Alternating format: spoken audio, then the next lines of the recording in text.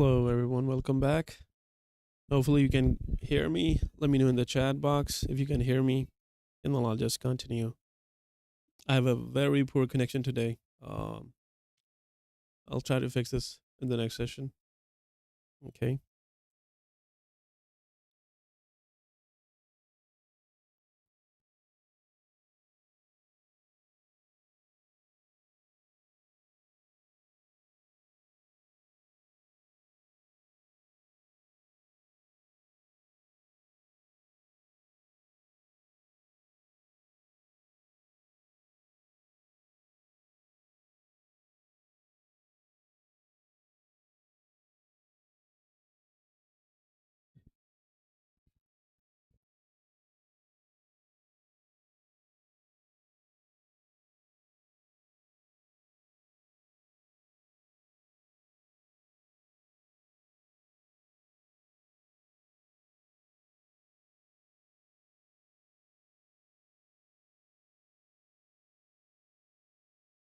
All right. Great.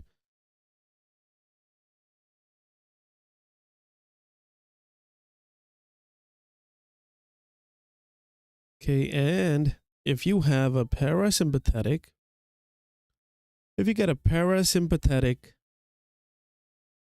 the periphery of the optic nerve, my oculomotor nerve, CN3, right?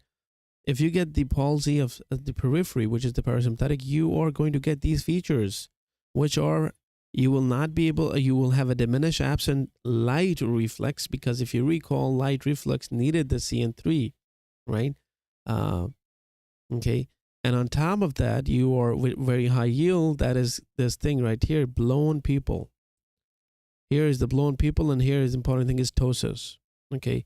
With the motor part, you are going to get ptosis. So you can say, okay, if you see a ptosis, you will think about, okay, it's the CN3 motor part out.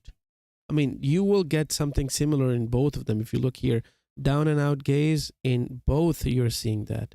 But I'm just talking about something specific for motor, ptosis. For parasympathetic, which is the periphery. And remember, the motor is the middle part.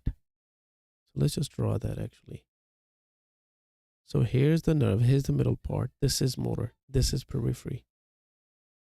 And periphery, blown pupil and absent pupillary light reflex. Okay. And this is all about CN3 damage. Look, and I'll go through it one more time, but here let's just look at this CN4 damage. CN4 damage is going to cause, if this is the trochlear nerve, if you damage the trochlear nerve, high yield thing is you will see a tilting of the head. Head will tilt. Look here. Impaired in intorsion. Intorsion, which is intorsion is like looking medially and inward. So let's this is the eyes. These are the eyes. Medially and inwards, for example, right? So you will not be able to either read or go on stairs. So let's look at that now. Here is the CN4 damage, which is the trochlear nerve. And it's going to cause pupil is higher in the affected eye. You can see the pupil is higher in the affected eye. Characteristically, you will see head tilt to the contralateral unaffected side to compensate for the lack of intorsion in the affected eye. So head is tilting to compensate for impaired intorsion. Okay. Can't see, now mnemonic is can't see, high yield mnemonic, very easy mnemonic. Can't see the floor with cranial nerve 4 damage. 4 floor. So you can't see floor with the cranial nerve 4 damage. Example, difficulty going downstairs and reading. And why? I just mentioned that you need this trochlear nerve. Remember, this trochlear nerve was supplying, so LR6, SO4, SO4, superior oblique. Superior oblique, the function of superior oblique was to, for the reading, medial, inwards and medially. The function was to move the eye inward and medially. Right?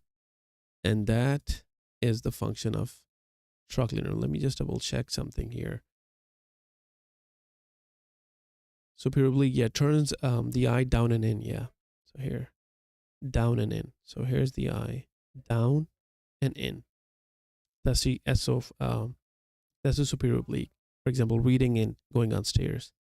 So when you damage the superior oblique, now you can't have this intorsion. So the head will compensate and tilt towards the affected side. And that's what this CN4 damage. Now looking at the last one here is a CN6 damage. CN6, which is the abducent nerve damage. Okay. Affected eye would be unable to abduct and is displaced medially in the primary position of the gaze. So here all you have is, if you recall what it was doing, the CN6, the normal function of CN6 was, again, LR6, lateral rectus. What is the function of lateral rectus? Is moving the eye laterally, right? So now here, when you knock out you have a damage on the abducent nerve, you will not be able to move the eye to the lateral side. Here, what it is, it's called impaired abduction.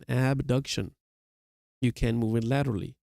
So this is the normal eye, and the abnormally impaired, the eye with the problem, it won't be able to move on towards the lateral side. Okay. And it will be in position of the primary position of the gaze, meaning it will just look straight, nothing else, no movement on the lateral side.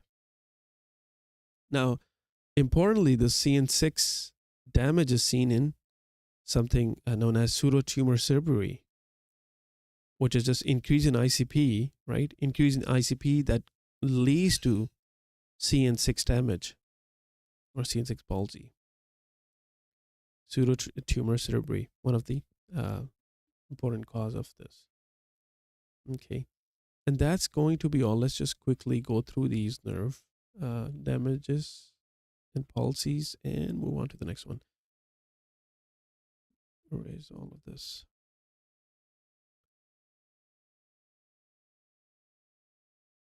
Okay, easy. Okay, let's just quickly go through them. Very easy. All you got to know is simple things and keep things simple, okay? CN3 damage. CN3 is the oculomotor nerve. When you damage the middle part, which is the motor, and that most commonly occurs with a vascular disease, diabetes, or any oxygen problem, vascular disease again, compromised vasculature, it's going to knock out your middle part, which is the motor supply. When you knock out your motor supply, you knock out your extraocular muscles, causing ptosis and down and out gaze. With the periphery, you're just, if something compresses on the periphery, that's the most common cause, and you knock out the periphery, right? So parasympathetic is going to be out. With the parasympathetic being out, who's going to push on it is the PCOM aneurysm or uncal herniation is going to push on this and cause compression and cause damage to the parasympathetic, the periphery of the CN3, which is the parasympathetic. It's going to cause periphery with the parasympathetic. We needed that parasympathetic for what? For constriction, for the eye constriction. Now, when you knock this out, you cannot constrict anymore, so you're going to have a dilation. So it's the blown pupil with down and out gaze. So here the blown pupil, here's the ptosis. Two different things and two different structures. Not structure. Structure is one, but only two different sides of one cranial nerve. Okay. Now the other one is now CN4 damage, which is the trochlear nerve. Superior oblique damaged. Normally superior oblique, the function of superior oblique is to look down, inward and down in intorsion. When you knock this out, you can't do intorsion, meaning you can't read and you can't go down on stairs. And for the compensation of that, the head is going to tilt. So it's the trochlear nerve palsy. Okay. With the CN6 damage, which is the abducent nerve, With this damage, again, remember this LR6, normal function, moving the eyeball laterally, right? So when you can move it laterally, so one eye will be immediately, and the other eye is just going to look straight because you can't move laterally. So right here, as seen in the picture, you have impaired abduction. Abduction is impaired, or moving laterally is impaired because lateral rectus, the damage is there. And why is the damage, or what are the most common causes of this damage? Is going to be the pseudotumor cerebri, which increase in ICP leads to CN6 palsy. Okay, and that's all for the cranial palsies. Moving on with the visual field defects. Here, all we have is, let's take a look at picture first. Simple. Okay, the first thing we have is left eye, right eye. Here's the problem in the middle, right? In the middle, if you recall, we have macula, right? We have what? Macula. And if you recall, the macular degeneration was age-related macular degeneration. Macula, okay, let me just write it down. Macula is the center of vision. If you knock out macula, your central vision is going to be knocked out. So here, with just one point in the center being knocked out, you can say, okay, macular problem is called central scotoma, which is the macular degeneration. Simple. Right? Now we have left side and anopia. Anopia is the whole left eye is just out. You can't see nothing from that left side. Right? And that, if you look here, for example, that's going to happen in the optic nerve problem. If you knock the optic nerve out of that side, it's going to give you left side anopia. Right? And what are the causes of this optic nerve? Again, the optic nerve, whenever you think about optic nerve, just think about optic neuritis. Always optic neuritis. Where is it seen? It is seen in MS. It is seen in MS. Okay, it is seen in MS, and you have another cause, and that is going to be, if you recall, something called TIA, transient ischemic attack, right? That has a transient loss in the one eye, monocular vision loss. You can just read, but this is how you'll point. The TIA, you have something called amaurosis fugax. Amaurosis, let me write. Amaurosis fugax. I mean, I don't know the spelling here, but fugax. Okay. And this is just a transient monocular, meaning one side only, vision loss. It is seen with the transient ischemic attack. Okay. And that's also can cause anopia. Now, moving on with the third point here, it's called the optic chiasm. Here is the optic chiasm now. If you knock this out in optic chiasm, you are going to get bitemporal, meaning the temporal sides, both the temporal sides are going to be knocked out. Half side, temporal meaning half sides, right? Heminopia, only the temporal sides are knocked out. Okay. And that knocking out of temporal side is seen with tumor, for example, pituitary tumor aneurysm. So let me just write it down. Pituitary tumor and aneurysms, right? Now, from here, what happens is that you have this part. Let me write this down here. I haven't mentioned. So this is the lateral geniculate nucleus. Lateral geniculate nucleus. From here, two fibers, they arise, and one is called the Meyer's loop, and one is called the dorsal optic radiation. So that's exactly what we're going to talk about. So when we hit the Meyer loop, when we knock this Meyer loop out, this is the Meyer loop. You can read it there. And the other one is what? Dorsal root radiation. When you knock this Meyer loop out, it's going to cause deficit in the upper quadrant. So upper quadrantopia. Upper quadrant. is going to be knocked out. It's called right upper quadranopia because it's the right side, but uh, quadranopia, upper quadranopia. Important thing that sort of a keyword here is going to be pie in the sky. It's a pie in the sky. Okay, pie in the sky. Because you see it's looking upward, right? So pie is in the sky. With the dorsal root optic radiation, it's the lower quadranopia. So when you're talking about lower quadranopia, you're going to call it pie on the floor. Quadranopia, right? Only the quadrant is out. So pie on the floor because you're looking down, the region loss is down at the lower quadrant. So pie on the floor. So pie in the sky and pie on the floor. The last is, let me erase this part. The last is here, which is the visual cortex. Here we have this right homonymous hymenopia with macular sparing. Here's the macula. Macula is spared. Why? Because macula is spared. It is supplied by an MCA. So if you have a PCA infarct, which supplies the visual cortex, PCA supplies the visual cortex, right? So when you have a PCA infarct, you're not going to cause full-on hymenopia, but you will have a macular sparing. Macular sparing again, why? Because macula is supplied by MCA. Okay, so in PCA stroke, you will have macular sparing homonymous hymenopia, and that's all about this. So let's just read now quickly and move on to the next. So here's the visual field defects. Ventral optic radiation, which is the Meyer loops, is the lower retina, travels along the temporal lobe, loops around the inferior horn of the lateral ventricle.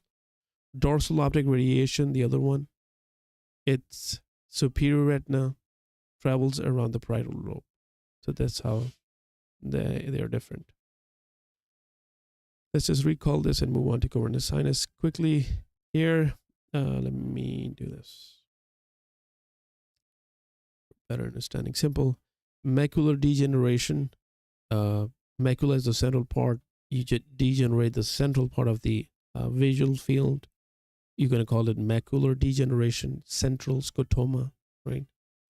And if you knock out your whole one-side vision, that's the optic nerve problem. Could be done in optic neuritis or in the amaurosis fugax with the TIA. Optic chiasm could be knocked out in leading to first of all, it's going to cause bitemporal heminopsia. Temporal sides are out.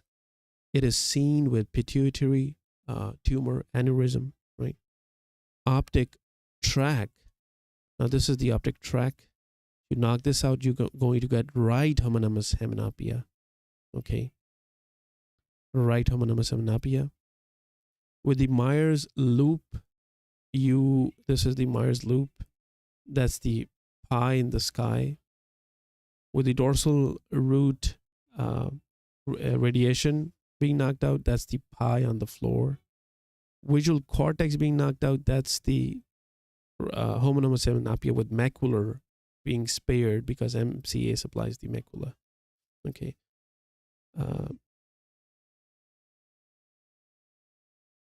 And that's pretty much what we have for visual field defects. Moving on with the next thing here is the cavernous sinus. What is cavernous sinus?